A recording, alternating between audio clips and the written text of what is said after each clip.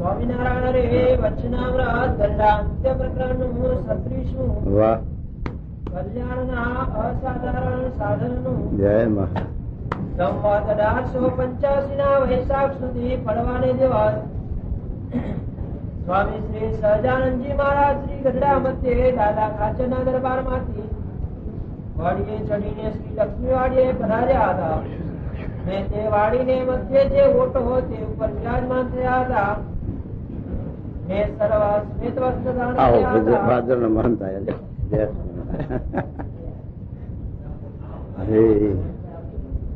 ને પોતાના મુખારવિંદની આગળ પરમહંસ તથા દેશ દેશના હરિભક્તની સભા ભરાઈને બેઠી હતી.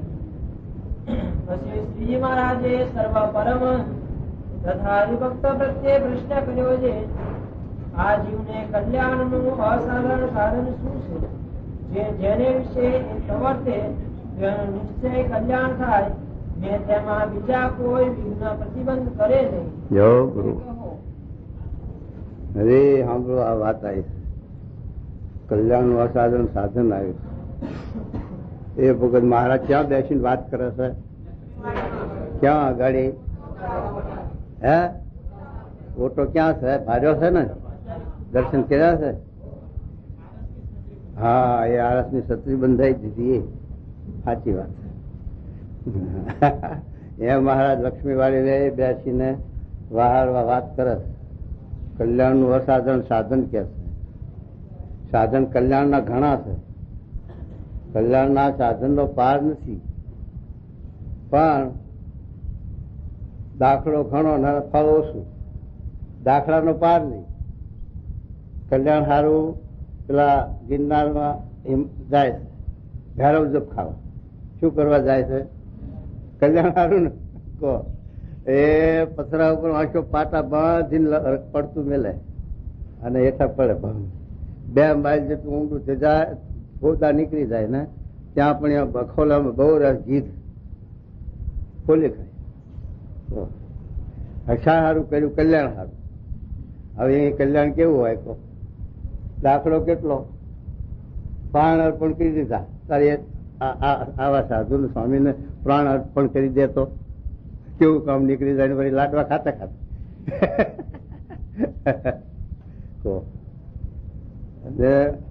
પણ જાય કાશી. શું કરે? કરબત મેલાવે. તે તો પેલા મૂળ સુધી વેલાવ્યું કિલો હાલ્યો, પૈસા કમાવા કરે જ બચારા. એ કલ્યાણ કેવું હોય કહો? કલ્યાણ થાય એમાં કરબત મેલાવે કાશી જઈ એવા. હે અહીંયા માની બેઠો એમ હાકર ની મીઠાનો કાંકરો મોઢામાં નાખીને પછી હું હાકર નો હવાજ લઉં છું ત્યાં આવે ખરો? તારે પછી ભાઈ તે સમજતા નથી એટલા સારું જેને સમજાવીએ છે ને આપણે. એ સમજતા નથી એટલે જ સમજાવીએ છીએ. એટલે મહારાજ કે કોઈ અષ્ટાંગ યોગ સાધવા જાય ગુફામાં, એ મહારાજ કે સાધન. મહારાજે શૈલ્યાનું યોગવીનું વચનાવત સમજાયું. એ આના ઉપર જ સમજાયું. આખો વાસુદેવ માધ્યમનો 3જો અધ્યાય એ શૈલ્યાનું યોગવીનું વચનાવત 2:1 વાંચી લેવું. એના ઉપરથી જ મહારાજે બધું આ ચોક કરીને સમજાયું. ધર્મ ની વાત સમજાવી મહારાજે કે તે ભગવાન તો ધર્મ સ્થાપન અર્થે થાય છે એમ લખ્યું, પણ ધર્મે કરીને મોક્ષ કલ્યાણ કઈ એવું છે નહીં, અને ભક્તિએ કરીને મોક્ષ કલ્યાણ તો છે. તો ભક્તિ સરખું ધર્મમાં ગૌરવતા કેમ આવે? આવો પ્રશ્ન છે. પછી મહારાજ એમાં વાત કરે છે કે ધર્મ 2 પ્રકારનો છે. એક છે તે નિવૃત્તિ ધર્મ અને ભાગ છે પ્રવૃત્તિ ધર્મ. નિવૃત્તિ ધર્મ આપણો છે અને પ્રવૃત્તિ ધર્મ ગ્રસ્તનો. ગ્રસ્ત પ્રવૃત્તિમાં રહીને જે આશ્રમનો ધર્મ પારે અને ત્યાગાશ્રમમાં રહીને વર્ણનો આશ્રમનો ધર્મ પારે ત્યાં સુધી તો છે તે આ લોકમાં આપવું. દેવલોકની બહુ તો પ્રાપ્તિ, પણ મોક્ષની વાત, કલ્યાણની વાત એમાં આવે નહીં. પણ મહારાજે લખ્યું કે 2 ધર્મ છે એ ભગવાનના સંબંધે સહિત છે અને સંબંધે રહિત છે. વર્ણાશ્રમના ધર્મ છે એ સંબંધે રહિત પાળે તો પછી એનું ફળ અલ્પ છે, અને ભગવાનના સંબંધે સહિત પાળે તો એનું ફળ કલ્યાણ અલૌકિક. એટલે ભગવાનનો સંબંધ આમાં ભેગો. એનું નામ જ ભાગવત ધર્મ, નકર વર્ણાશ્રમના ધર્મ કહેવાય. 4 વર્ણ અને 4 આશ્રમના ધર્મો લખ્યા એ પ્રમાણે વર્તે ત્યાં સુધી તો આ બ્રહ્માંડથી પરગતિ થાય જ નહીં. જયારે ભગવાનનો સંબંધ ભળે ત્યારે પરગતિ થાય એમ મહારાજ કે એકવીના વચના આ વાત સમજાવી છે. એમ મહારાજ કે કલ્યાણનું અસાધન સાધન શું છે? તો જીવ એ માની બેઠા કે તપ કરવાથી આ જીવનું કલ્યાણ થઈ જાય, તીરથ કરવાથી આ જીવનું કલ્યાણ થઈ જાય, તપ કરવાથી યોગ સાધવાથી આ થઈ જાય, યજ્ઞ કરવાથી દાન કરવાથી, તપ તીરથ વ્રત દાન યજ્ઞ યોગ આ સાધનો કરવાથી આ જીવનું મોક્ષ થઈ કલ્યાણ થઈ જાય એમ જીવની માન્યતા. એમાં દાખલો બહુ જબરો, સહેલું નથી, અઘરું છે. છતાં પણ એને લઈને કલ્યાણ છે. મહારાજ કે કલ્યાણ એને લઈને કલ્યાણ થતું નથી. કલ્યાણ તો એક ભગવાનના આશીર્વાદ મધ્યનું સાહેબનું વચનામૃત એ સમજાયું છે સદગુરુઓના પ્રશ્નમાં. એમાં નિત્યાનંદ સ્વામીના પ્રશ્નમાં પણ આ સમજાયું છે કે ધર્મ જ્ઞાન વાળા એ સત્ય સાધન છે, અને એના ભેગી ભક્તિ પાછી મૂકી છે. એટલે નકર તો જો ના મૂક્યું તો એ સાધન વર્ણાશ્રમ ખપી જતું, પણ ભક્તિ મૂકીને એટલે ભેગું મત થાય. તો એ એકાંતિક ધર્મ છે, ધર્મ જ્ઞાન. તો પણ કલ્યાણ તો મહારાજ કે આશ્રય કર્યું છે, અને એ સાધન છે એની પ્રસન્નતા માટે, એના રાજીપા માટે. તો એ મહારાજ વાત કરી છે. એટલે મહારાજ કહે છે કલ્યાણનું અસાધારણ સાધન શું છે કે ભગવાન પુરુષોત્તમ નારાયણ એક છે, એ ક્યાં રહેશે? પોતાના અક્ષરધામમાં. આપણને ઇન્દ્ર ક્યાં રહેશે? ભાર્યું છે કોઈ? એ અર્જુન જતા, અર્જુનના બાપ હતા ને એટલે એની ગાદી જઈને દબાવી પડે, ખૂણામાં બેસી જાય. બાપની ગાદી છોકરો બેસી શકે, પણ ઇન્દ્રથી કઈ ના પડાય. જો ખટવાંગ રાજા એ લોકમાં હતા પેલા છે કેવા નહુસ, એ પણ એ ગાદી હતા. એમ એ જાય છે પણ રસ્તો બતાવતા ન કે કાંઈ થઈને જવાય છે, નગર આપણે પહોંચી જાત. પણ આ નેહણી બેહણી શેક નહીં, દાદરો બાદરો કે કઈ શેક નથી, કઈ બતાવ્યું નહીં કોઈએ, ને ક્યાં પહોંચી જાત. તે છતાં પણ એ તો હા મૃત્યુ લોકમાં છે ને, એ ક્યાં છે? તે માયા પર છે, અક્ષરધામ છે કે કલ્યાણ છે. કલ્યાણ તો પાછું છે નહીં, છતાં પણ આ લોકમાં છે, આ 14 લોકમાં.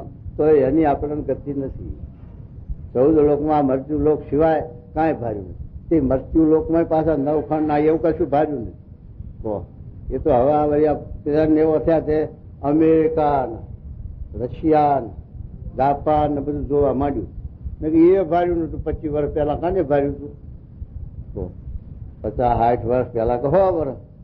આફ્રિકામાં 100 વર્ષ પછીથી આવન જાવન થઈ છે, તે પહેલા તો હતી જ નહીં થઈ. એ નથી ભાર્યું, અને પણ ક્યાં ભારવા જવું? એ તો ભગવાનની દયા, એમની આંગળી પકડવી.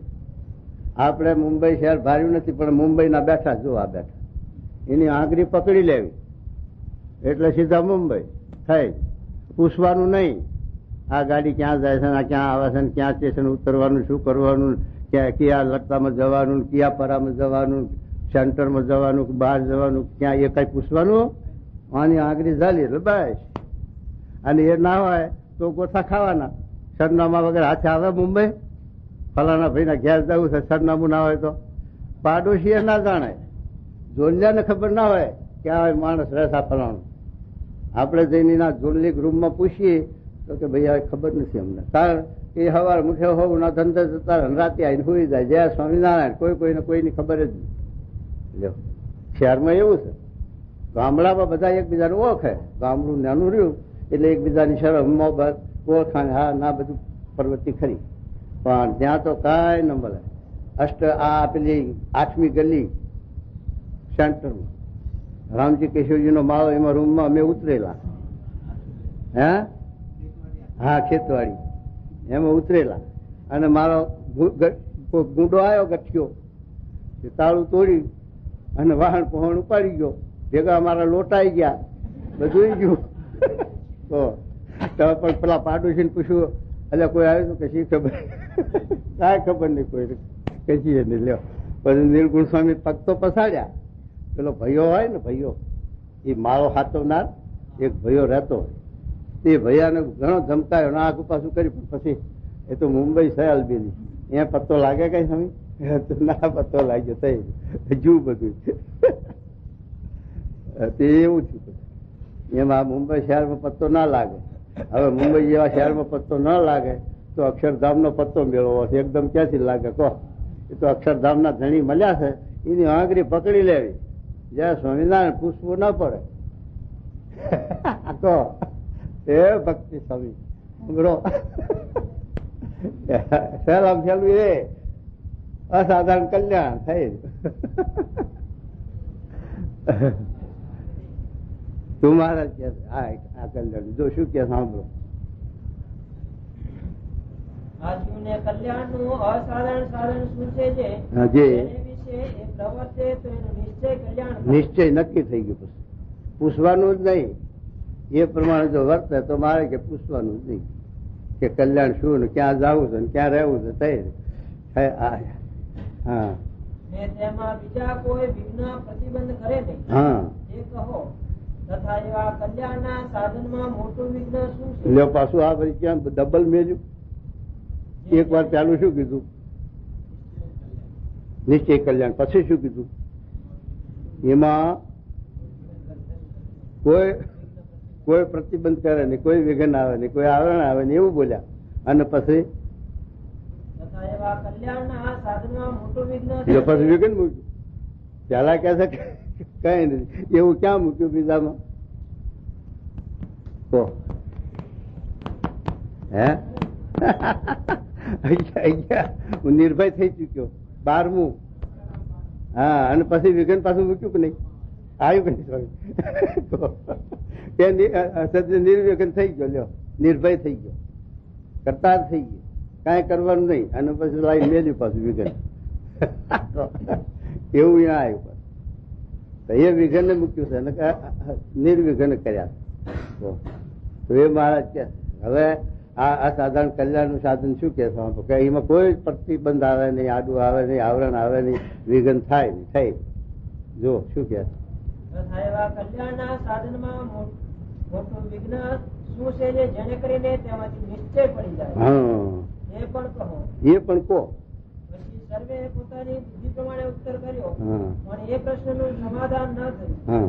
ત્યારે શ્રીજી મહારાજ બોલ્યા કે કલ્યાણનું અસાધારણ સાધન તો એ છે જે પુરુષોત્તમ ભગવાનને બ્રહ્મ જ્યોતિના સમૂહને વિશે અનાદિ સાકાર મૂર્તિ સમજવા ને તેના જ સર્વે અવતાર છે એમ સમજીને એ પ્રત્યક્ષ ભગવાનનો જે તે ભાવે કરીને આશ્રય કરવો ને ધર્મે સહિત તે ભગવાનની ભક્તિ કરવી ને તેની ભક્તિએ યુક્ત જે સાધુ એનો સંગ કરવો એ કલ્યાણનું અસાધારણ સાધન આવ્યું છે. હવે આ સાધારણ સાધન હવે આપણે પેલા અમેરિકામાં ગયા હતા ઘનશ્યામ સ્વામી, તે 1 ખોન 10-12 માળનું મકાન, 1 ખોન 10 માળ. આપણા શિખર છે એને 10-12 ઉપરા ઉપર કરીએ તારે થાય કેટલે? 10-12 શિખર ઉપરા ઉપર ચડાવીએ ત્યારે એટલે જાય. લ્યો કેટલું ઊંચું થાય અહીં રહે. આટલું શિખર છે તો ચક્કર આવે છો ઉપર ચડીએ. હવે અહીંયા જવું હોય તો દાદરા ગણે પાર આવે. કેટલો દાખલો, કેટલો ભીડો. કાંઈ આવરણ કરવું નિર્વિઘ્ન સદે વિઘ્ન માં બેઠા. પણ સદે પેલી લિફ્ટ કરી છે ને સ્વામી, લિફ્ટમાં બેસી ગયા એટલે કેટલી વારમાં નિર્વિઘ્ન ખરું કે નહીં? દાખલો નહીં, કશું નહીં ને છતાં પણ પાછું વિઘ્ન મૂક્યું. કેમ વિઘ્ન મૂક્યું? સ્વામીને ચડતા હતા દાદરો બંધ થયો તો કેમ થયું તું? મુંબઈમાં હલવાઈ ગયા તક નહીં કહો? નિર્વિઘ્ન છે કેમ હલવાઈ ગયા કહો? પછી મુદાણા બધા હાલો હાર અને દાદરો વચમાં અટકાઈ ગયો લિફ્ટ. પછી ક્યાં જવું કહો? એ વખત કેવું થયું છે કહો? હે તો નિર્વિઘ્ન છતાં વિઘ્ન આવ્યું કે ના આવ્યું? એમાં કહો તારે પછી મારા ભાઈ હા ના કરી ઉતારી લિફ્ટ ચડાવી પાછી. પણ કહેવાનું છે વિઘન આવ્યું, એમ નિર્વિઘન થતો હોય વિઘન આવ્યું. તો આ પ્લેનમાં એવું જ થાય છે ને, નિર્વિઘન. અહીંથી અમેરિકા જતા 6 કલાક 8 કલાક કે 10 કલાક, અને આફ્રિકાનો તો 4-5 કલાક. એવું ઝડપી થઈ ગયું. પેલા જતા વાણમાં 2 મહિના 2.5 મહિના વાણમાં જાય ત્યારે 2-2.5 મહિને આફ્રિકામાં પહોંચાય. તે પાછું વીમો તો બહુ મોટો, કારણ કે એ સઢ ઉપર હાલે ને તે પવનના આધાર, વાયુ જો અવરો હોય તો મુસીબત પાડે. અને પાછું એની અંદર સીધું પાણી એવું બધું લીધું હોય, એ ખૂટવા આવે ત્યાર પછી મદદરીએ ક્યાં જવું અને પાણી પીવું ક્યાંથી? બીજું તો ચાલે હોય ખાવાનું ઘડી ઘડીમાં, પણ પાણીનું કઈ દરિયાનું ખારું પાણી પીવાય? આવું મુસીબતી હતી. અને 2-2.5 મહિને મોન પકતા ને વળી વીમો ખરો. જો વાયુ સજે પેલું હોય મોજા જોરદાર તો હું ધોઈ નાખે. એ સાથે મટી ગયું આ વાણનું. પછી આગ બોટો થઈ, આગ બોટો મિશીન વાળી થઈ. એમાં નિર્વિઘન. એમાં 2 જાણે પેલેસમાં બેઠા, એ લુગડા ધોનાર લુગડા ધોઈ જાય, ખુરશીઓમાં ચોગરદાર બેઠા હોય, એના ઉપર આવીને નાસ્તા પાણી આવી જાય, ચા પાણી આવી જાય, ટેસડા કરતા કરતા ત્યાં જવાય. એમાં વીમો ઓછો, વાહન તો કોક જ બુડ્યું છે અને એવું તો ફંચ્યું છે. અને પછી એ વળી પાછું મોડું પડ્યું હવે, અને હવે આ પ્લેન નીકળ્યા ઝડપી. તમારે સાથે કિલો 8-10 દાડા, આ વાણમાં 1-2 મહિના, આગ 8-10 દાડા. તે આફ્રિકાના માટે, લંડન અમેરિકાનું તો વળી મહિનો 21 દાડા. લંડનમાં 21 દાડે પહોંચાડે, અને અમેરિકામાં જવો 42 દાડા, 1.5 મહિનો દાડે પહોંચાડે. અને હવે 1.5 મહિનાને બદલે 1.5 દાડો નહીં થતો, 1 દાડો અમેરિકા પહોંચાડી દે. કેવું નિર્ભય, કેવું ઝડપી કલ્યાણ, કેવો મોક્ષ. પણ સમાધિ લીધી, જળ સમાધિ ખબર છે? જો પરસાદી નું 213 માણસને લઈને સમાધિ લઈ દીધી. તો 30 ફૂટમાં ખબર ન પડી. લ્યો વગર કીધા મોક્ષ કલ્યાણ, દાખલો કરવો ના પડે. લ્યો કઈ માવા ફેરવી નહીં, માનસી કરવી નહીં, કલ્યાણ થઈ સમાધિ, જળ સમાધિ. તો આવી વિઘન. લ્યો આવું ઝડપી એમાં વિઘન કર્યું, કલ્યાણ જબરું અને વિઘન પાછું વિઘન જબરું. તો કલ્યાણના માર્ગમાં વિઘન પણ પાછું આવે. અસાધારણ મોક્ષનું કારણ મહારાજ આ બતાવ્યું કે બ્રહ્મ જ્યોતિને વિશે અક્ષરધામમાં પુરુષોત્તમ નારાયણની મૂર્તિ સાકાર, દિવ્ય, નિર્ગુણ, અશુદ્ધ ભેદ જેવો ચૈતન્ય ભૂમિકા છે. એટલે ચૈતન્યના જ ભાવ બધા, એમાં કોઈ જાતનું આવરણ નહીં, વિઘન નહીં. એવા જે ભગવાન પુરુષોત્તમ નારાયણ એક દેશી છે. એ દેશી થતા મહારાજ કે સર્વે દેશી છે. વેદાંતિઓ એમ કહે છે કે સર્વે દેશી થતા એક દેશી, અને આપણે ભક્તિ વાળા એમ કહે છે કે એક દેશી થતા સર્વે દેશી. એમ છતાં ભગવાન અક્ષરધામમાં બિરાજમાન છે પુરુષોત્તમ નારાયણ. એની સાથે દ્રષ્ટિએ કરીને, એની ઈચ્છાએ કરીને જીવના કલ્યાણાર્થે, જીવના મોક્ષના અર્થે, જીવના અનંત કાર્યો કરવા માટે ભગવાન છે એ ભક્તોની અને આ મનુષ્યોનીમાં, જીવયોનીમાં તો કઈ જીવે પ્રાર્થના તો કરે છે. જો ગજેન્દ્ર પ્રાર્થના કરી, જો છે એવી રીતે એનો ઉદ્ધાર કર્યો ભગવાને ગજેન્દ્રનો. એને ક્યાં જ્ઞાન છે, કશું છે, છતાં પણ એની ભાષામાં એ આત્મા તો જાણ પણ છે, બોલતા ના આવડે અને એવું કશું આવડે નહીં, પણ એને એટલું જો જાણપણું જીવમાં ખરું, જીવમાં તો એ છે ભગવાન હરિ અવતાર થયો અને એનું કલ્યાણ કર્યું.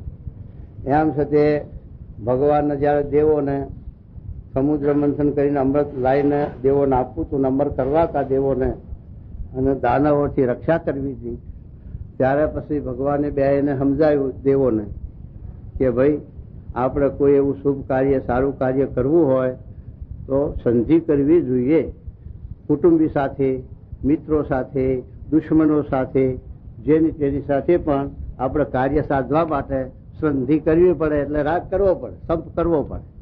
માટે તમે તમારા ભાઈઓ છે, તમારા પિતૃઓ, એની સાથે તમે સંધિ કરો પહેલી, અને પછી બે એક થઈ અને આ કાર્ય ઉપાડો તો આ કાર્ય સિદ્ધ થાય, નકર થાય નહીં. પછી બે એને સંધિ કરી, બળી રાજા અને ઇન્દ્ર ને બધા મળ્યા અને કે આપણે આવી રીતે કરવું છે, સમુદ્ર મંથન અને અમૃત કાઢવું છે, માટે તમે ભવ તો થાય. તો પછી દાનવો ભળ્યા, દેવો ભળ્યા. હવે બે દેવ દાનવો થઈને સમુદ્રને મથવા માટે કંઈક રવૈયો તો જોઈએ ને. એટલે રવૈયો શું આપણા અહીં છે એવો કંઈક વાહડાનો કટકો ચાલે છે અહીંયા કણિયા સમુદ્ર વળવામાં, એટલે આખો પર્વત ઉપર લાવવાનો. એ પર્વત ઉપાડવો, પર્વત કેમ ન ઉપડે, કેમ ન લવાય કહો? તો પછી એ છે તે દેવો દાનવો ભળી અને એ પર્વતની પ્રયત્ન કર્યો, લાવ્યા. પણ એ રહે છે ના આધારે તો દરિયામાં ઉતરી જાય, પાણીમાં ઊંડો જતો રહે પાતાળમાં. પછી ભગવાનને વિચાર્યું કે આ લોકોના આ મંદરા તો રહેશે નહીં અધર, તો લાય હું કાચબાનું રૂપ ધરું, એના કામ સારું, એના દેવોની રક્ષા કરવા સારું. અને આ કાર્યમાં ભર્યા ભગવાન, અને પછી કાચબાનું રૂપ ધર્યું. લ્યો, કાચબામાં એવી શક્તિ મેલી ભગવાને. કાચબાનું એવું રૂપ ધર્યું કે કેટલી પીઠ, 1 લાખ જોજની પીઠ, સૂર્યના જેટલી, સૂર્યનો વિસ્તાર છે એટલી પીઠ કરી દરિયામાં. અને એના ઉપર હવે દરિયો કેટલો હોય છે? લ્યો, એ તો આ દરિયો તો આપણી દ્રષ્ટિમાં આવે એટલો આટલો છે. અને એ મંદરાચરના પેલા ભગવાનની પીઠ કરી કાચબાની એના ઉપર ધરી રાખ્યો. અને પછી આ લોકોએ મંથન કર્યું અને આવી રીતે કરી. એમ આવી રીતે ભક્તોના દેવોનો કાર્ય કરવા હોય ત્યારે ભગવાન એવી રીતે તે કાચબાનું રૂપ ધરીને કર્યા. કાચબામાં શક્તિ, પાવર, ઈશ્વરીય મૂક્યું ને એવું રૂપ દેખાડ્યું, ધર્યું. એને કઈ આવરણ, કઈ ને વિઘન, કઈ એવું કઈ છે નહીં ભગવાનને. એ તો ગમે ત્યાં ગમે તેવી રીતે ગમે તેવું કાર્ય કરી શકે. એ માણસના કલ્પનામાં ના આવે એવું કામ ભગવાન કરી શકે. વરાહ ભગવાન ધર્યા. લ્યો, બ્રહ્માએ શીંખ ખાધી, લે એમાં શીંખમાંથી આટલું ગુંગુ નીકળ્યું, ગોગો લ્યો, અને એમાંથી વરાહ સ્વરૂપ થઈ ગયું આખું. જો વરાહ ભગવાન ઉત્પન્ન થયા. અને વરાહ ભગવાન આ સાથે વાળી લાયા, વેદ ને એવું નથી, પેલું પૃથ્વી શોધી લાયા. અને આવા કાર્ય કરવા સારું ભગવાન અવતાર ધરે છે. એમાં ભગવાનના એ સ્વરૂપો છે, એ સ્વરૂપ પ્રગટ હોય ત્યારે પછી જે જીવ એના આશરે અને એને અનુસરે, મન કર્મથી એમાં જોડાય, એનું ભજન કરે, એની સેવા ભક્તિ કરે, તો તે એની સમજણ પ્રમાણે, એની નિષ્ઠા પ્રમાણે ભગવાન એને સતી એના ભાવને પમાડે અને એવું સતે એનામાં શક્તિ આપે, એવું કલ્યાણ કરે. જે સ્વરૂપો થઈ ગયા ભગવાનના નિયમમાં, જે જોડાણા એ પ્રમાણે એનું કલ્યાણ, એનો મોક્ષ, એની પ્રાપ્તિ કરાઈ. અને સદે આ કૃષ્ણ અવતાર ભગવાનનો અને રામા અવતાર મોટા અવતારો ગણ્યા. મનુષ્ય રૂપે પણ રાજા રૂપમાં હતા. એટલે રાજા રૂપમાં હતા તો આ કાર્ય કરી શક્યા.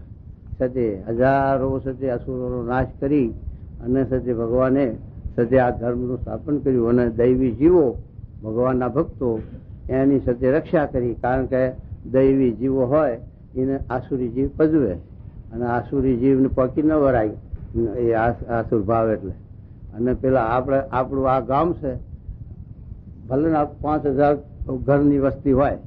હવે આપણું હિન્દુનું ગામ હોય, એમાં બધા હિન્દુ લોકો રહેતા હોય, બ્રાહ્મણ, ક્ષત્રિય હોય છે. પણ એમાં 1 કે 2 મુસલમાનના ઘર હોય તો સુખેથી શાંતિથી રહી શકે. પણ મુસલમાનનું નકરું ગામ હોય 2-5 હજારની વસ્તીનું, તો એમાં એક હિન્દુને રહેવું હોય તો અઘરું પડી જાય. કારણ કે પેલી વસ્તી એનું લોહી જુદું, જાનું લોહી જુદું. આનામાં જનૂન નથી, પેલામાં જનૂન છે. એટલે અહીંયા રહી શકવું અઘરું પડે ને, એને બજાર દુઃખ થાય. એટલા માટે છે જે આ છે જે આપણે એડન છે એ બધું આરબનું લોકોનું, મુસલમાનનું. પણ એમાં આપણી 2-5 હજારની વસ્તી રહેતી હતી, પણ એને તકલીફ બહુ આવતી હતી. છતાં પણ એનું કારણ શું હતું કે અંગ્રેજનું રાજ હતું. અંગ્રેજનું રાજ હતું એટલે અંગ્રેજના રાજમાં ગમે તેવા આસુરી જીવો પણ માથું ઉપાડી શકે નહીં એવો એનો કરપ હતો, એનો દાબ હતો. એવું રાજ ચલાવવાની એની રાજનીતિ એની એવી હતી. મહાભારતને અનુસરીને અંગ્રેજ રાજાનું રાજ હતું. અને અત્યારનું રાજ છે તો બધું આધુનિક થઈ ગયું, એટલે એમાં ઠેકાણું નથી પડતું. પબ્લિકને તકલીફ થાય છે નહીં, બધાને તકલીફ થાય. તો એ જે અરબસ્તાનમાં 5,000ની વસ્તી આપણી રહેતી, પણ અંગ્રેજનું રાજ હતું અને આરબ લોકો તોફાન કરે એના માટે એને લશ્કર રાખેલું ત્યાં સ્થાયિક સોલ્જરનું પાછું. હા, મિસ્ત્રી. હા, સોલ્જરનું લશ્કર રાખેલું એટલે આરબ લોકો કોઈ માથું ઉપાડી શકે નહીં. અને જરાક જો તોફાની ચડે તો તરત ફેરનો હુકમ આપે, બધા દબાઈ જાય, એના હાથે જ પકડી. તારા એ છે તે લોકો રહી શકતા, અને તે રહેતા એટલે રોટલાના માટે ગમે ત્યાં જવું પડે, રહેવું પડે. શું કરે?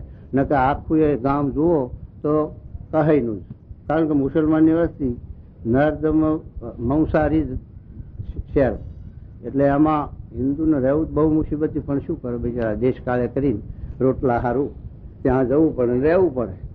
હું એવું પણ આ સતી એવું છે. એટલે મહારાજ કહે છે કે કલ્યાણનું સાધન શું છે કે ભગવાન પુરુષોત્તમ નારાયણ એક જ ભગવાન છે. અનંત કોટી બ્રહ્માંડના સર્જનહારા પરમાત્મા પર બ્રહ્મ પુરુષોત્તમ નારાયણ એક જ મૂર્તિ છે અને એના જ સર્વે અવતાર છે. એમ જાણીને પ્રત્યક્ષ ભગવાનનો પાછો પરોક્ષ ભગવાનની ઉપાસનાઓ કરે છે બધા. નરસિંહની, વરાહની ને બધાની ઉપાસનાઓ કરનારા જીવો છે દુનિયામાં. પણ એને જો સાચી ભક્તિ હોય તો, બનાવટી ભક્તિમાં તો અધોગતિ છે, પણ સાચી ભક્તિ હોય તો એને સંસ્કાર પડે અને એને ભગવાન પોતાના સ્વરૂપનો જોગ આપે. પછી કાર્ય કરીને અનેક જન્મ સંસ્કૃત તો યાચી પડે, અનેક જન્મના એવા ભક્તિના શુભ સંસ્કારો પડે અને અનંત જન્મથી એ ભક્તિ કરતા આવતો હોય પરોક્ષપણે અને નિયમ ધર્મ પાળતો આવતો હોય તો ભગવાન એને પ્રત્યક્ષ સ્વરૂપનો જોગ આપે. એમાંના યોગ ભ્રષ્ટ જીવો આપણે કઈ કહીશું તો જ આ આપણને મહારાજનો જોગ પ્રત્યક્ષપણે મળ્યો છે. કે મળે નહીં અને મનાય નહીં. મળે તો મનાવો એ દુર્લભ છે. તો એ મહારાજ કહે છે એવી રીતે ભગવાનના અવતાર થયા. એમાં પ્રત્યક્ષ ભગવાનનો જેને જેને જે ભાવે આશરો કર્યો એ જીવનું એ રીતે એનું કલ્યાણ થયું છે.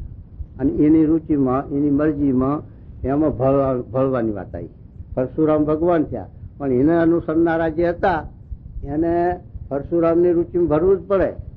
અને પરશુરામ કે મારા એક વાર પૃથ્વી નક્ષત્રિત કરીને ભાર ઉતારવો છે, પણ એ લોહીની નદી ના, એનું મારે કલ્યાણ કરવું. પછી કોઈ ધણીનો ધણી ખરો કહો, એમાં કલ્યાણ કરે લ્યો, પછી માળા ફેરવવાનું ના રાખે. રામચંદ્રજી ભગવાને કલ્યાણ કર્યું 18 ખણી સૈન્ય વાંદરણ લ્યો, તો અમે ક્યાં માળા ફેરવતા હતા, ક્યાં માનસિક ધ્યાન કરતા હતા, ક્યાં સજે કશું એ નતું. પણ એમને સજે રુચિમાં ભરી ગયા એ જીવો, સંસ્કારી મુમુક્ષુ જીવો છે. વાંદરણ જનાવર નથી ખબર, પણ ભગવાનના જોગમાં આવ્યા. અને જયારે લંકામાં જ્યાં શોધ કરવા ત્યારે 18 ખણી સૈન્ય વાંદરણ ગયું. કોઈ માણસ ભેગો ન મળે રામ ને લક્ષ્મણ વિના, બીજો કોઈ મનુષ્ય નહીં. અને મનુષ્ય કોઈ ઓળખતું નતું કે રામ ભગવાન છે. આ તો પેલા દશરથનો રામલો રાજા તરીકે ઓળખે, પણ ભગવાન તરીકે ઓળખવું એ વખતમાં બહુ અઘરું હતું. મહારાજે લખ્યું તો 3.5 ભગત થયા, પેલા 12.5 થયા એમ કે. પણ અહીંયા સાચા ભગત ઓળખવા વાળા તો 2-3 નીકળ્યા હોય. બીજા તો બધા રાજા રૂપ જાણતા હોય, મનુષ્ય જેવા જાણતા હોય અને એવું બધું હોય. પણ પછી પરોક્ષ થયા પછી અત્યારે ભરવાડે રામ રામ બે હામાં ભરવાડ મળે, આવો રામ રામ કઈ ધાબડા હેઠા નાખે અને બે ઉપર અને સદે વાતું કરે. એમ સદે અત્યારે રામ સરળ થઈ ગયા. પણ રામ સરળ થઈ ગયા ખરા, પણ એ જ રામ એના આગળ આવીને ઉભા રહે તો ઓળખવા એના અઘરા પડી જાય. તો લાકડી ઉપાડે તો ના થતી મનાય સમજાય. એ ત્યાં કણ્યા ભગવાનની કૃપાનું કામ, ત્યાં સુધી આપણને સંસ્કારનું કામ છે. જો સંસ્કાર આપણા જીવમાં પડેલા પૂર્વના એક કેડ બોલ્યા હોય તો જ એ સ્વરૂપ ઓળખી શકાય, ને ભગવાનની કૃપા હોય તો જ ઓળખી શકાય. અને મહારાજે કહ્યું છે 24ના વચનાત્મનો છેલ્લો પેરેગ્રાફ મૂક્યો કે કૃપા કરીને ભગવાને પોતાનું સ્વરૂપ જો ભગવાને ઓળખાયું. અને વેદ રસમાં લખ્યું કે હું મારી સાથે ભવે કે તને મારા ધામને પમાડીશ. પણ તમારે મારા ધામને પામવાની શક્તિ નથી. એમ વેદર્શમાં લખ્યું, ગીતામાં અર્જુનને લખ્યું. કૃષ્ણ ભગવાને કહે છે ત્યાં મારા બરે કે હું તને મારા ધામને પમાડીશ, પણ એ આપણી શક્તિ કે આપણું સામર્થ્ય નથી. એટલા માટે મહારાજ કહે છે કે જે એવા જે પ્રત્યક્ષ ભગવાનનું કાર્ય કરવા થયા હોય અને એ ભગવાનના સ્વરૂપને જીવ જે ઓળખે અને એને શરણે જાય, એને મન પ્રવૃત્તિની સેવે સમાગમ કરે, એની અનુવર્તિ પાડે, એની આજ્ઞા પાડે અને એમાં જોડાય તો એ પ્રમાણે એનું કલ્યાણ થાય. એ આ નિર્વિઘ્ન અસાધારણ કલ્યાણ. કારણ કે આશ્રય કરીને ભગવાનના સંબંધે કરીને તો એમ આપણે સાથે નદી ઉતરવી હોય તો પાણી હું જવાય નહીં, પણ એના હશે હુરિયો કો વાણ હોય તો સરળથી ઉતરી જવાય, તો શાંતિ જવાય ઉપરથી. એમાં આત્મબુદ્ધિ કરે છે, 4 પ્રકારની આત્મબુદ્ધિ કીધી એમ, તો પણ એ જીવનો કલ્યાણ થઈ જાય, એ જીવનો મોક્ષ થાય અને કલ્યાણ એ મહારાજ. અને એમાં વિઘન પાછું મોટું શું બતાવે છે કે શુષ્ક વેદાંત. શુષ્ક વેદાંતનું તો બહુ જોર, કારણ કે સરળ છે, એમાં કોઈ જાતનો જીવને દાખલો ભીડો નથી, એટલે એ વધારે ગોતી કાઢે. આત્મા તો પરમાત્મા બોલે એ બીજો નહીં, અને આત્માને કહે છે આત્મા તો પરમાત્મા છે, પછી એને વેદની મર્યાદા એના માથે શની હોય, અને વેદની મર્યાદા એને શેને પાડવાની હોય, એટલે પછી એ તે ભગવાનની ઉપાસનામાંથી એ પડે છે અને શાસ્ત્રની મર્યાદામાંથી એ પડે. આજ્ઞા પાડવામાંથી કોની આજ્ઞા પાડવી? બ્રહ્મ પોતે, ભગવાન પોતે, પછી એને કોની આજ્ઞા પાડવી? ગુરુ કોતો એ, શિષ્ય કોતો એ, ભગવાન કોતો એ, ચેલો કોતો એ, બધું એમાં પછી કોને પૂછે છે? એટલે મહારાજ એ મોટામાં મોટું વિઘન છે.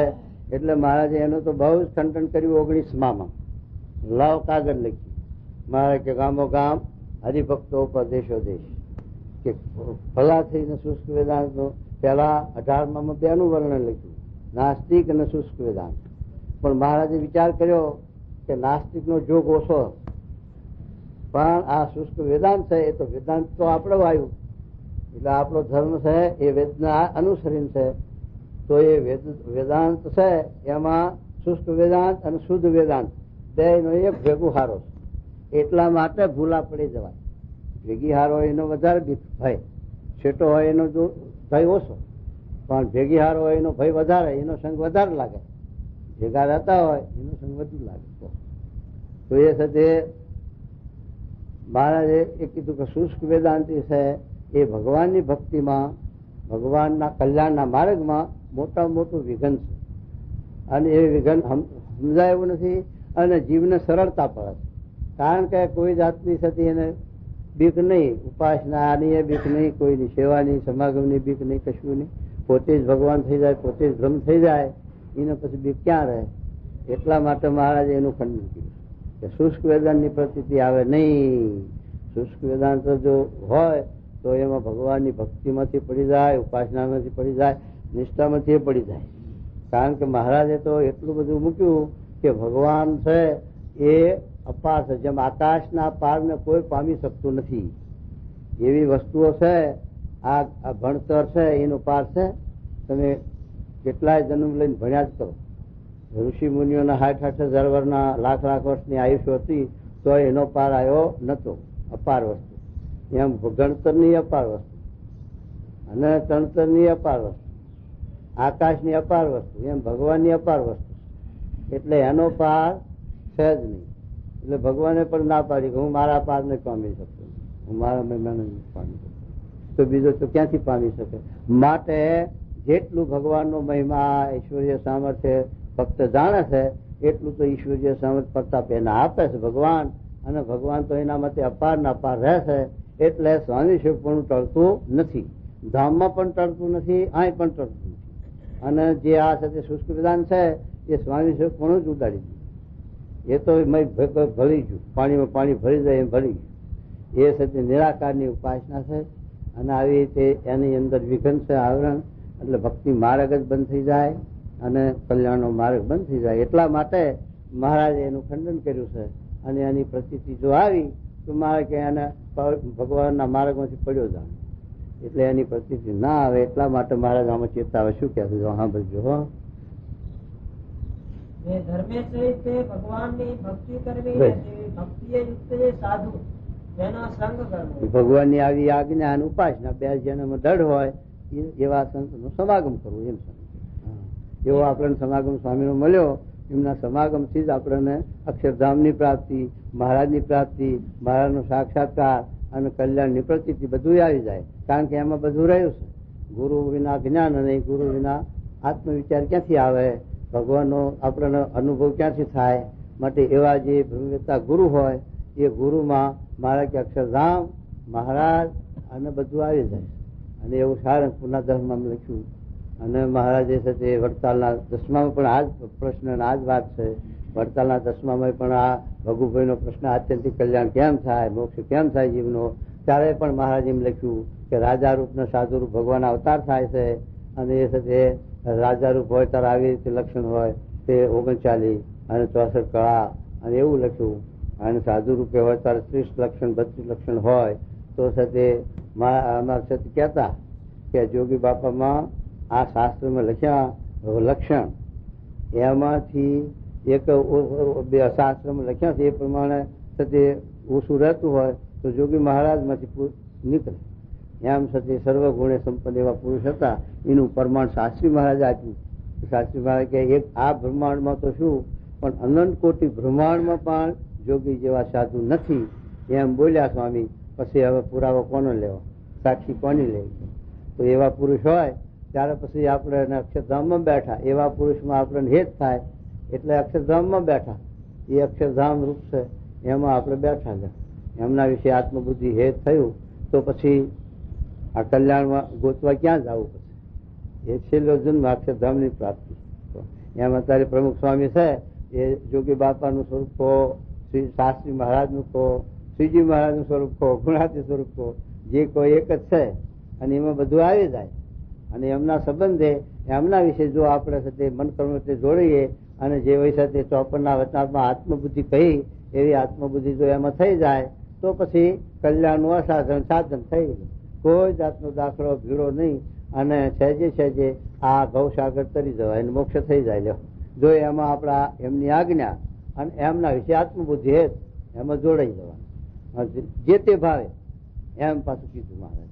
તો એવી રીતે આ કલ્યાણમાં કોઈ જાતનું આવરણ વિઘ્ન આવે જ નહીં. તમે સાધન કરવા જાઓ તો એમાં સાથે તમે સાધનમાં ગમે ત્યાં લપસી પડો અને ગમે ત્યાં દેશકાળ લાગે, ધક્કો લાગે અને પછી દાખલો બહુ, તે છતાં પણ કલ્યાણ તો લખ્યું જ નહીં.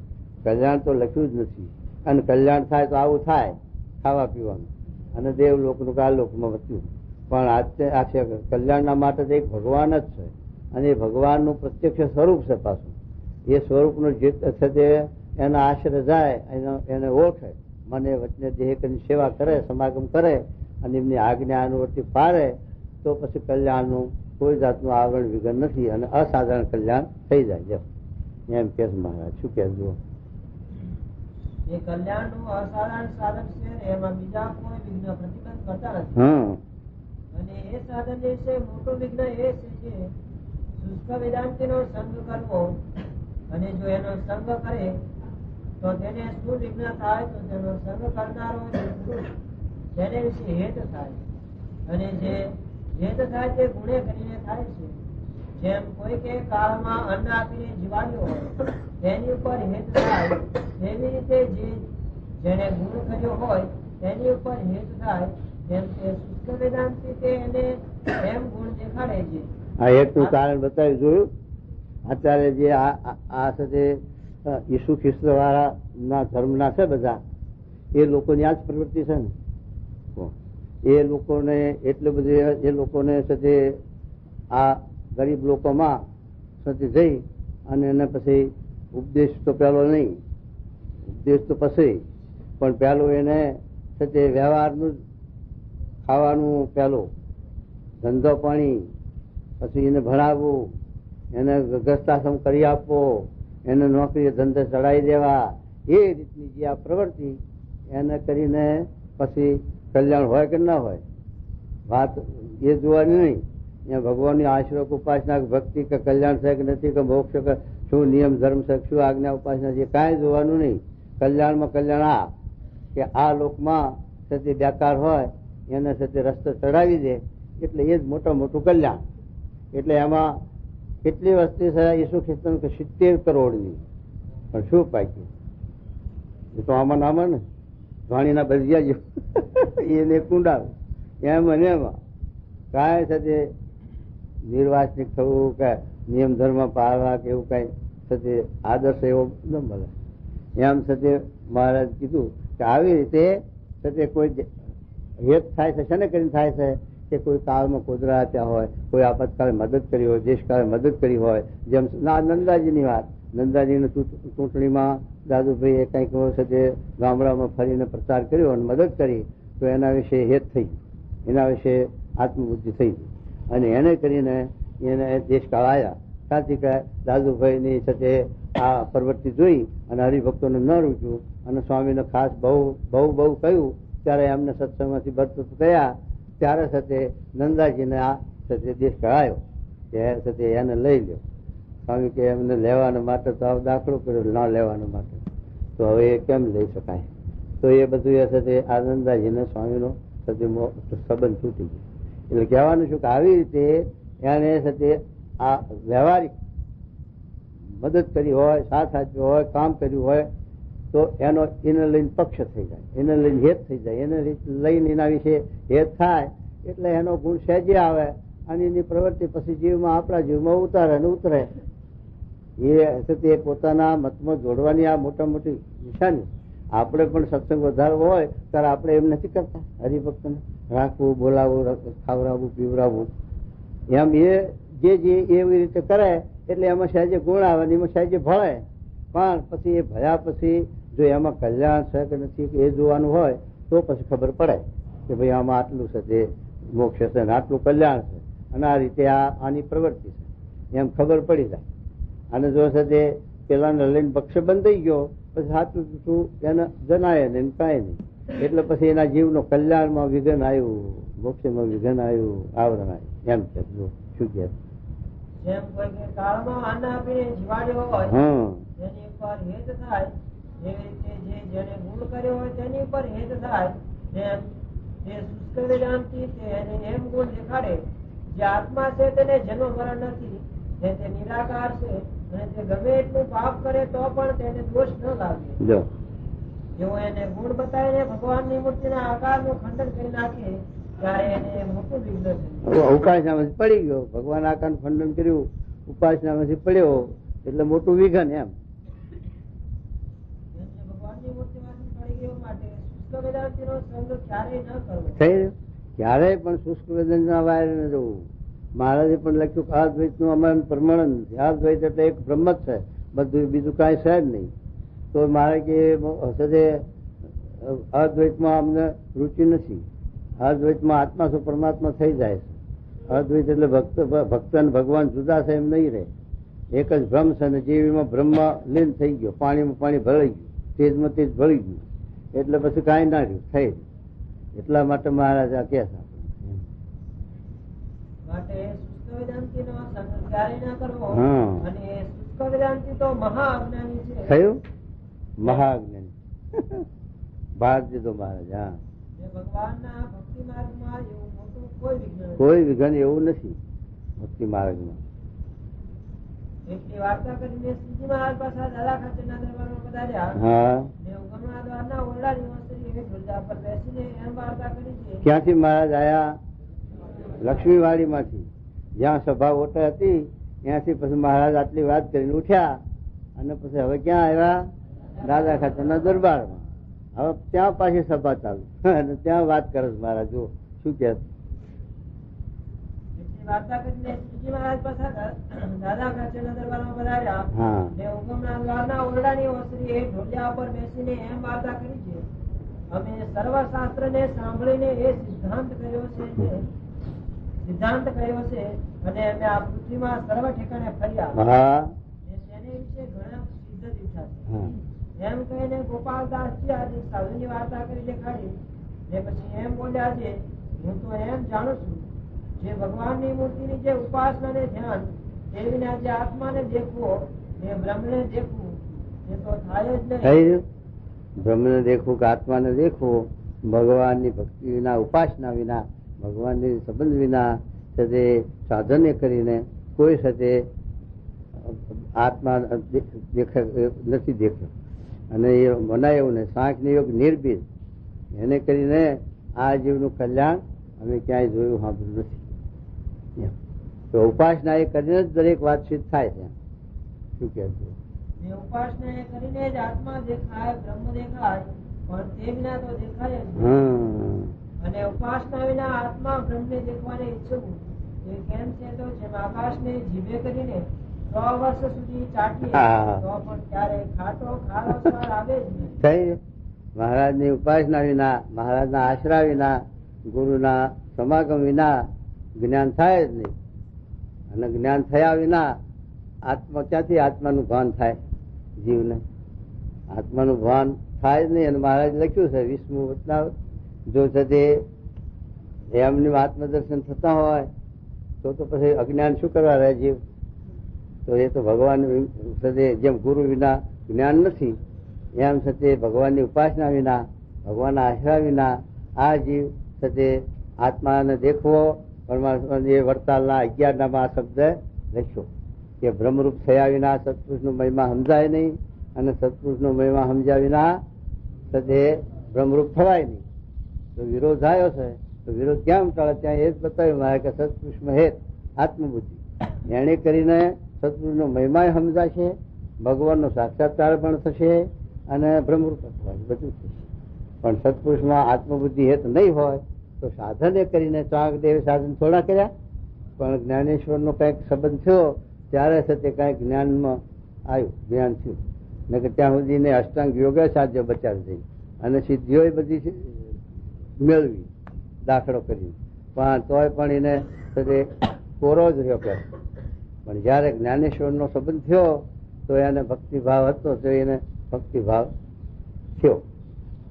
એમ સાથે સાંખ ને યોગ ગમે તેટલા સિદ્ધ કરે નિર્ભીજ, તોય પણ તે ભગવાનના કે સત્પુરુષના સંબંધ વિના આ જીવ બ્રહ્મરૂપ થતો નથી ને મોક્ષ કલ્યાણ થાય નહીં, અને આત્મદર્શન ન થાય, ભગવાનનો મહિમા ના સમજાય, ભગવાનનો સાક્ષાત્કાર ન થાય. એમ કે તો શું કહેજો? જેમ આકાશને જીભે કરીને 100 વર્ષ સુધી ચાટે તો પણ ક્યારે ખાટો ખારો સ્વાદ આવે જ નહીં. પણ પોકે તારે ને જીભ જીભ ક્યાંથી પોકે તે અવાજ આવે? આકાશ ને તાટવામાં કહો એ આકાશ ને તાટવા જેવું. પછી જેને પરોક્ષ ભક્તિ છે એ આકાશ ને તાટવા જેવું, કારણ કે એ પરોક્ષમાં ત્યાં વૃત્તિ આપણી પહોંચાય ને જ્ઞાન થાય નહીં. પરોક્ષથી જ્ઞાન ની વૃત્તિ જ્ઞાન મુક્તિ, જ્ઞાન વિના મુક્તિ નથી. જ્ઞાન તો ભગવાન તો સત્પુરુષ પ્રગટ હોય તો જ્ઞાન આપે, પણ જીવને એમનું જ્ઞાન ક્યાંથી થશે? એટલે ઉપાસના વિના કોઈ વાતચીત થતી. આ સત્રીનામાં લખે છે એવું 56 છે ને સ્વામી, 56 વચનામૃતમાં આવે પ્રથમના નહીં. શું કહેજો? ભગવાનની મૂર્તિની ઉપાસના વિના આત્મા બ્રહ્મ દેખાય નહીં. એ ગમે તેટલું જતન કરે તો પણ ન દેખાય. એને કરીને જે આત્માનું દર્શન શાસ્ત્રમાં કહ્યું છે એ ભલે કહ્યું છે, પણ અમે એવો કોઈ દીઠો નથી જે અનુભવમાં પણ એ વાર્તા મળતી આવતી નથી.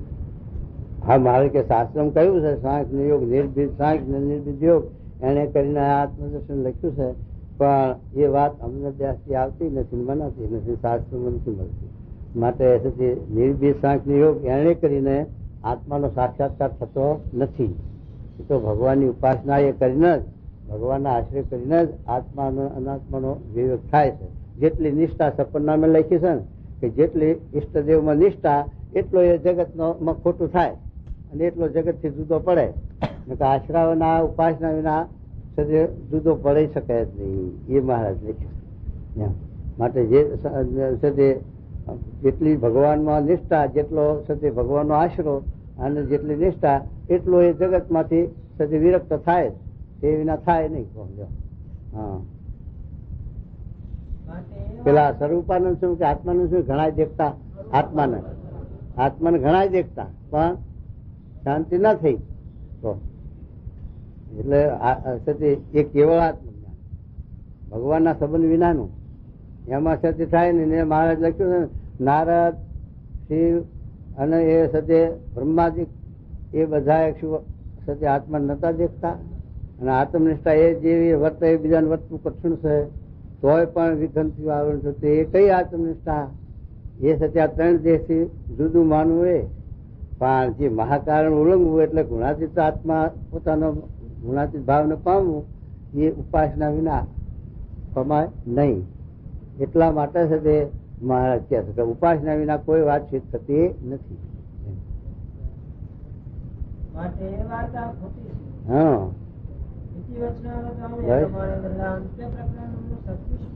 હા હરી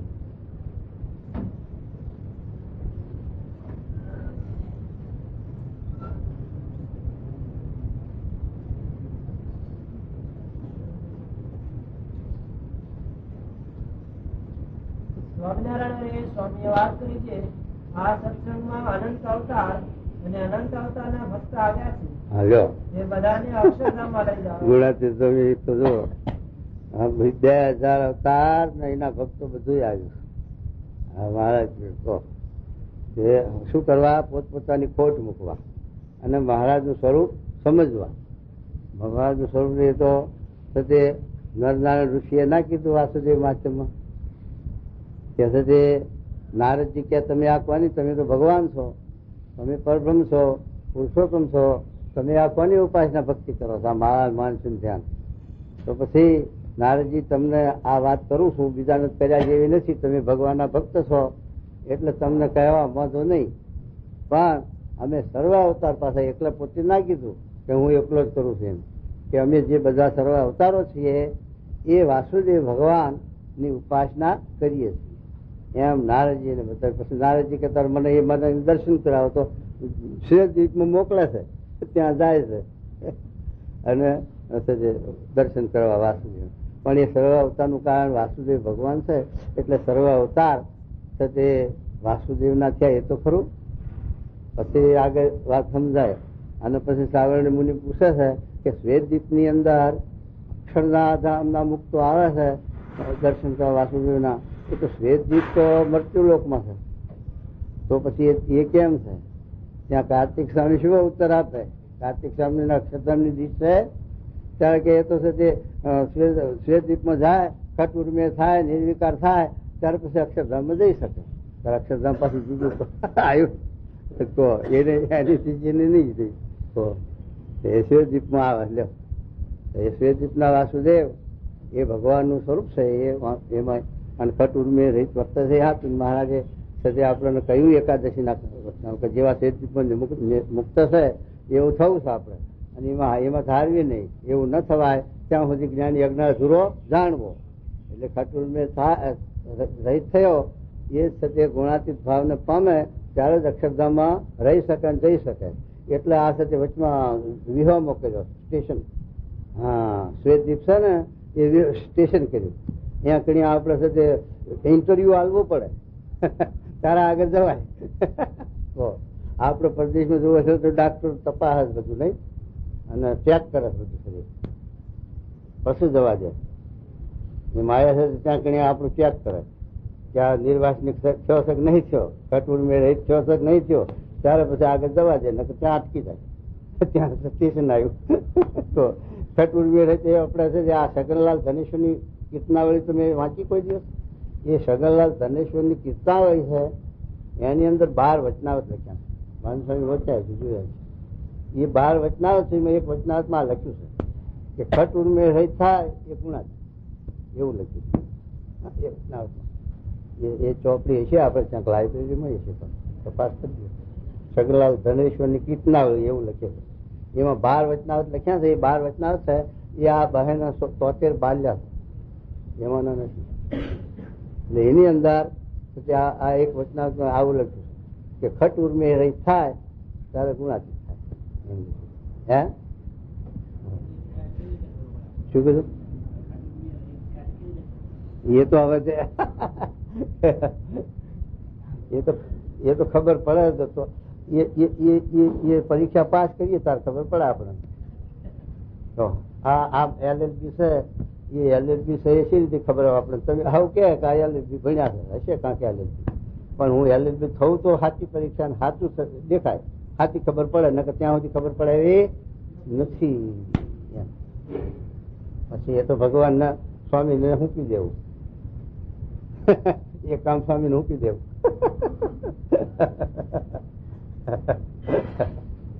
અરે આ સત્સંગમાં અનંત અવતાર ને અનંત અવતારના ભક્ત આવ્યા છે.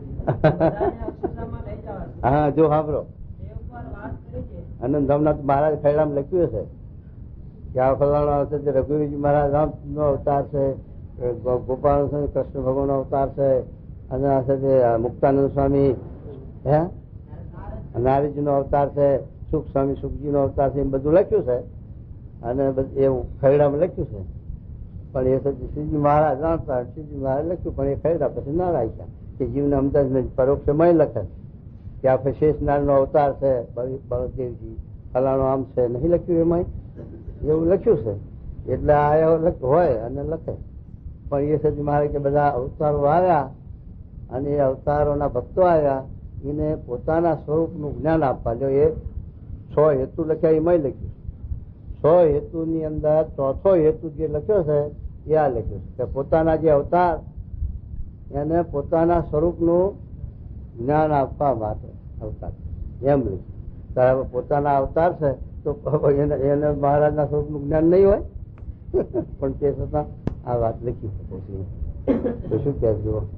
એ ઉપર વાત કરી છે સાધુનું મંડળ નગર ગયું હતું. હા, તે વખતે તળાવની પાર ઉપર સ્વરૂપાનંદ સ્વામી પાસે બ્રાહ્મણ આવતા, તેને સ્વામી વાતું કહેતા. હા, પછી તે બ્રાહ્મણ કહે આ કલયુગમાં કલ્યાણ ક્યાંથી થાય? કલ્યાણ ક્યાંથી થાય? કલયુગ જો દત્તાત્રેય, ઋષભદેવ, રામચંદ્ર કે શ્રીકૃષ્ણ જેવા મળે તો થાય. હા, ત્યારે સ્વરૂપાનંદ સ્વામી કહે કે આમાં શ્રીકૃષ્ણ જેવા કોઈ હોય કે રામચંદ્ર જેવા કોઈ હોય કે દત્તાત્રેય જેવા હોય તો તમે ઓળખો. હા, જે અવતાર માટે કઈ નિશાન હતા, એ રીતે ઓળખો.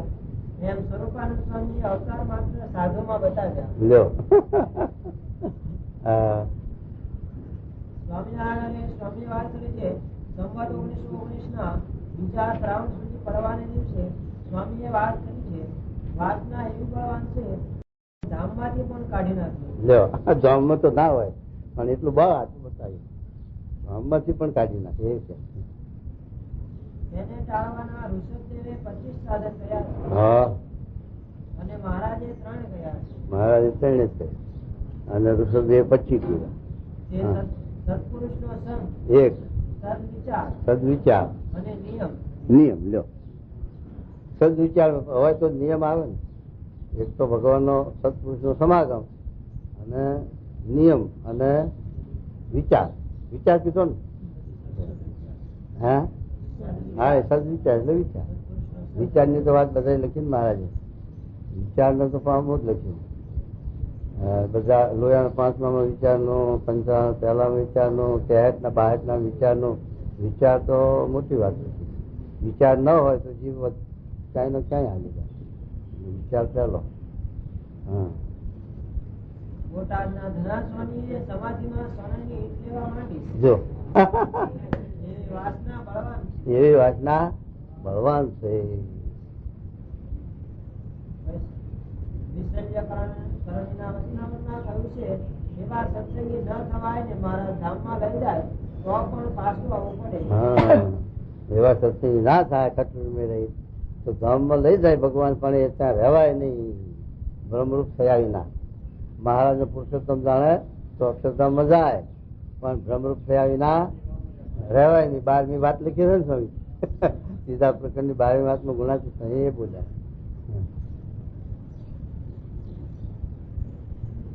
સ્ત્રીની વાસના વાળાને પહેલા વર્ષ ખંડમાં મૂકે છે. હા, છોકરા જેમ ચોરીને ધૂળ ખાય છે હા, તેમ આપણે ભગવાનથી ચોરીને વિશે ભોગવીએ છીએ. હા, એવા જીવને અવળા થવા પડ્યા. બરોબર. હા, ભલો નરકવાસ પણ દુષ્ટ સંગને એવું વિધાતા વિષય છે તે તો બધા દુષ્ટ છે.